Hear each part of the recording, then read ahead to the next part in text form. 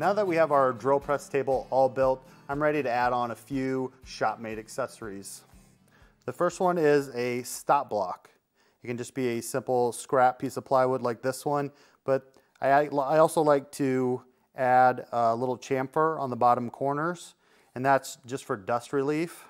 You can see this one, I have T-track in my fence, so I have a knob and bolt here where I can slide it around, lock it in place. I like to keep actually 2 of these handy.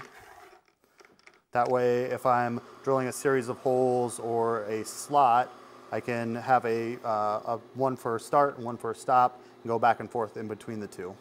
Now, if your drill press table doesn't have T-track like this one, this is the stop block I have at home. It's a scrap piece of plywood like that one, but I like to add a little bit of a ledge here, and I just used a strip of hardboard, and that's just so it can sit up on top of the fence, and it leaves a little bit more gap on the bottom for dust relief, and that strip up there just keeps it from, you know, tipping back and forth as I'm putting my clamp on there, and it just keeps it more square, and I get a little bit better accurate results there.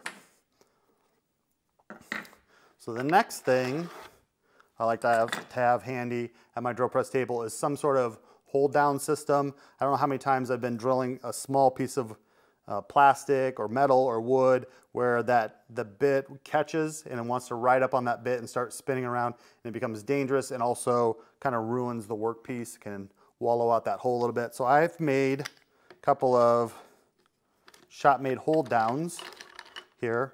And you might have seen some previous videos that I've done. I cut this hold down out of a solid piece of wood, and then I have a plywood knob here that I made. It's got a T-nut in there, so I can thread that down, lock it in place. So I've got 2 of those that I like to keep handy. Helps me hold my workpieces in place and keep everything safe.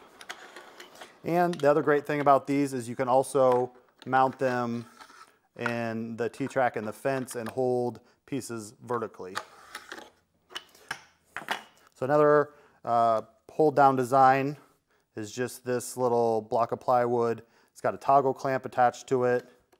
Again, a knob and a bolt there so I can move it around, lock that in place, lock it down on my workpiece. This is fully adjustable to the width of my workpiece. It does the same thing as the other shop-made hold downs. It's just another take on it. The next thing that I like to keep really close to my drill press is this V-block that I made. It's great for drilling dowels. The V here holds the dowel perfectly.